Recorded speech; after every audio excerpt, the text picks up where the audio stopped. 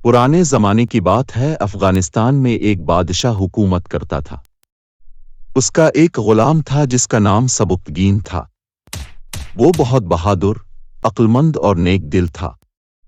इसकी उन्हीं खूबियों की वजह से बादशाह उसे बहुत अजीज रखता था। एक दिन सबुक्तगीन घोड़े पर बैठकर शिकार खेलने गया।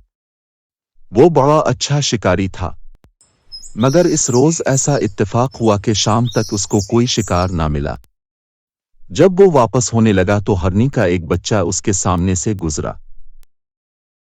उसने फौरन घोड़े से उतरकर उसे पकड़ लिया, फिर इसको घोड़े की काठी के साथ बांधकर अपने आगे रख लिया और वापस शहर की तरफ चल पड़ा। कुछ दूर जाने के बाद इसने पीछे मुड़कर देखा तो हैरान रह गया। हरनी इसके पीछे पीछे आ रही थी और यूं लगता था जैसे इसकी आंखों से आंसू बह रहे हैं। सबुक्तगीन को ये देखकर हरनी और उसके बच्चे पर बड़ा तरस आया। वो फौरन घोड़े से उतरा और हरनी के बच्चे को छोड़ दिया।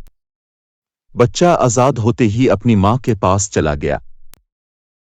हरनी बच्चे को लेकर जंगल के तरफ चली गई।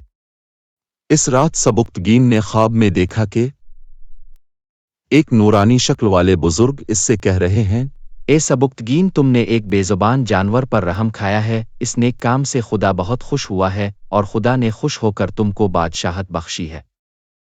इस ख्वाब के कुछ अरसे बाद बादशाह ने अपनी बेटी की शादी सबुक्तगीन से कर दी। बादशाह के यहाँ बेटी के अलावा कोई औलाद न थी, इसलिए इसके मरने के बाद सबुक्तगीन अफगानिस्तान का बादशाह बन गया। इस तरह हरनी पर रहम करने की वजह से एक मामूली गुलाम को एक मुल्क की बादशाहत मिल गई। Subscribe now and press the bell icon. Never miss an update.